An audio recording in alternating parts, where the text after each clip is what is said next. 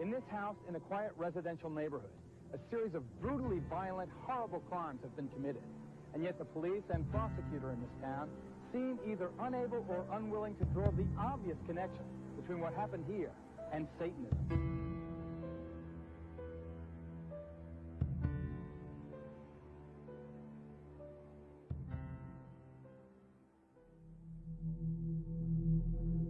What if? For good or ill, it's a question that all of us have asked. What if something happened? What if something didn't happen? Or what if what happened went some other way? Fortunes and lives can turn on that question. This is one of those stories. After somehow surviving over 6 decades on Earth, I've witnessed the potential consequences of what if. Sometimes it takes many years to realize the full scope of it. Like this one, clueless of the unimaginable potential truth. For years the question had been, what if I didn't escape that attempted nighttime mugging in Kansas City? But years later, further revelations changed that to something much more frightening. What if the stranger who attacked me wasn't a mugger at all?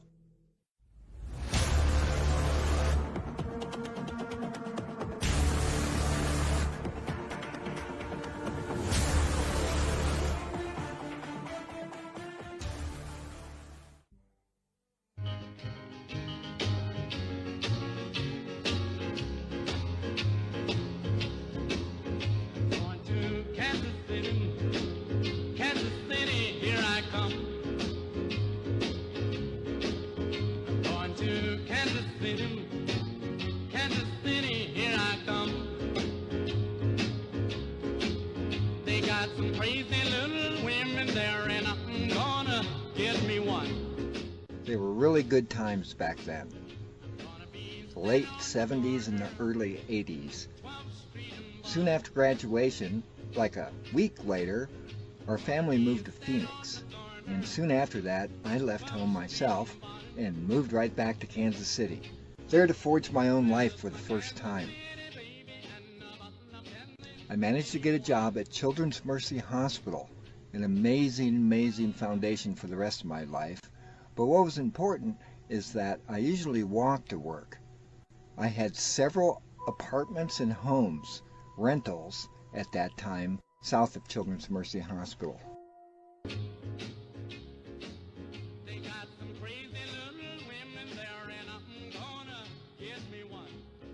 Because I worked the 3 to 11 shift, I would always be walking home very late at night, either close to midnight or soon after.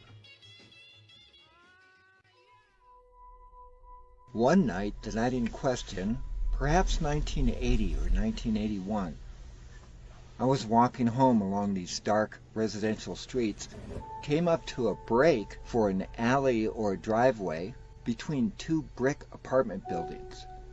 And as I passed, over my left shoulder I heard a noise and caught a glimpse of a large shadow. It was a man in what appeared to be a stocking cap. That's all I saw, and he was lunging at me, perhaps 10 feet away. I was startled, he scared the hell out of me, but for me, it was too late. Yet I still escaped. How that happened, I will reveal it later on in the video, but for right now, who is the Butcher of Kansas City? Bob Berdella is a serial killer who tortured and killed at least 6 people. His crimes first came to light back in 1988 and made headlines across the country. Bob Berdella was known as the Kansas City Butcher because he chopped up his victims and left them in the trash. He pled guilty to torturing and killing 6 people. He died in prison in 1992. For decades, he's been a dark chapter in Kansas City's past. Berdella confessed to sexually and physically torturing 6 men here. But some believe there were more victims and hope digging up the house might unearth some secrets. Life went on. I got a crazy little woman for myself from Children's Mercy Hospital until she fled on her own, but that's another story and I digress. And moved to Montana. Serial killers. Yeah, gave them about as much thought as unicorns. But I never forgot that frightful incident. Decades later, the internet arrived. And once that matured, it became an incredible tool for us to seek answers to a lot of old questions. Whatever happened to so-and-so? What were those song lyrics exactly? Or hell, let's get the same dang song previously unavailable half my life. Then eventually, the casual questions out of left field, triggered by a random thought, a comment, or a TV show. Likely due to a friend obsessed with crime shows, I once randomly checked for famous serial killers in previous states in which I lived. That was because I sure never heard of anything like that locally, anywhere when I was growing up. But then again, I missed quite a lot. And the Butcher of Kansas City? Are you kidding? When and where was... My blood froze. 4300 block of Charlotte? Richard Berdella's murder house was in the middle of my late-night walking route, and in the immediate vicinity of a place where I once escaped a stranger's attack.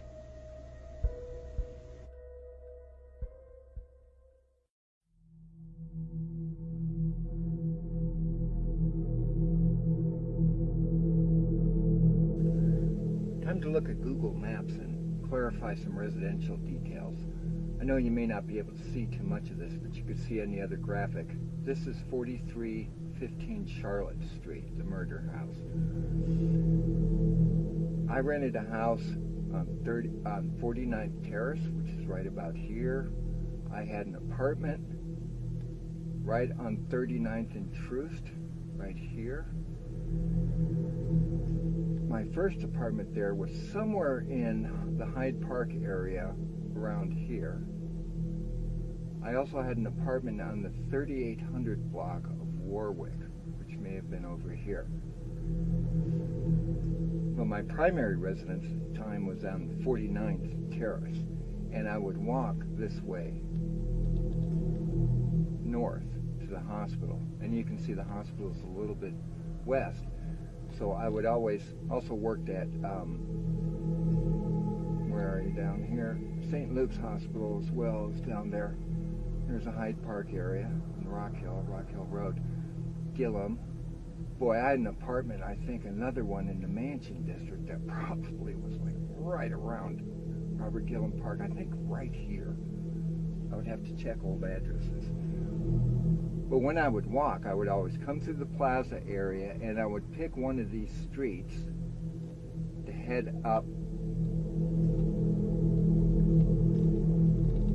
Children's Mercy Hospital, which is right about here. There it is, Truman. This is Children's Mercy right here. It looks like it's pretty far, but in those days it really wasn't. It was kind of a pleasant walk.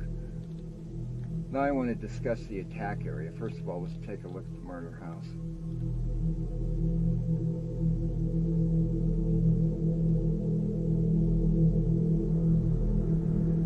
I think this is the house that was rebuilt after they tore down the other one. But as you can see, it's a very open residential neighborhood, but very dark at night.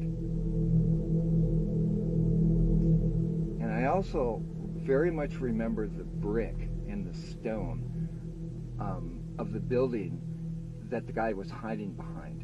But that was a long time ago. A lot of these houses are built on very large foundations, and they have brick walls on the easements. So I may have been remembering this. What was pretty intriguing for me when I was looking at this, I was looking for an alley, but I don't know if an alley exists. Let's go down to the next block. And remember, this is pointed towards the direction of Children's Mercy, so I would be coming up these streets, and I would randomly turn left or right just to change my perspective. And I noticed this. This is on the next street over. This looks creepily like where it was.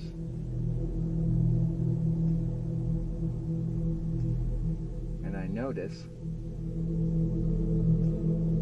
on this next street over, this is what struck me.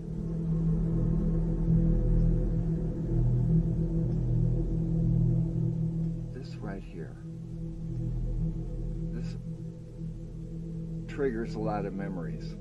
I really believe that this could have been the place.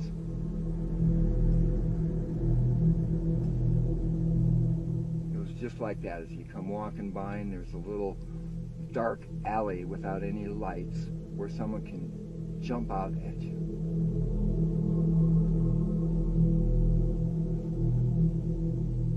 And this is the block where Burdella lives. I thought perhaps there was an alley right here, and I don't see one indicated. But again, this is many, many years later, and sometimes those access alleys have been closed. Escaping the alley attacker was not my doing, but rather fate and fortune, providing just a unique tool to instantly foil mugger or serial killer, along with the miraculous unlikely circumstance to have been carrying the thing in the first place. It performed with cavalry timing. It wasn't mace, not a gun, nothing offensive at all, in fact. What saved me from robbery, assault, or eventual murder and dismemberment after weeks of sadistic torture was a casual gift from my landlord, a bulky portable police scanner of the age, left behind by other renters.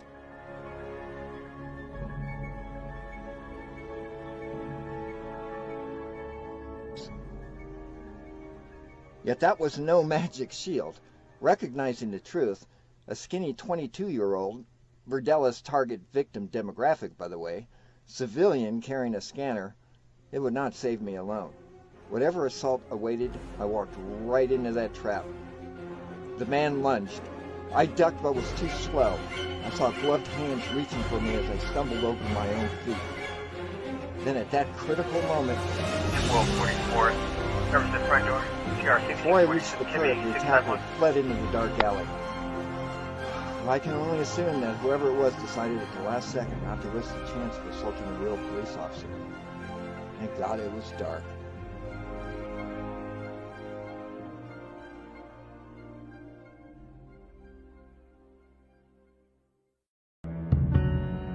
The Butcher of Kansas City's reign of terror is thought to be from 1984 to 1988. That would be 2 years after the alley incident. However, many believe, including authorities, that other victims may have been taken. Others may be out there, and who's to say he didn't have an earlier start? Perhaps I was the failed attempt that changed his MO. Or it was completely unrelated. The coincidences are chilling. It's enough to make you ask, what if? Just a bunch of earth is all that's left of 4315 Charlotte. But some people will never forget the house nor the man who lived here. Bob Burdella, Kansas City's most infamous serial killer, is dead. He died in prison after his victims were killed in his home. Burdella confessed to sexually and physically torturing 6 men here.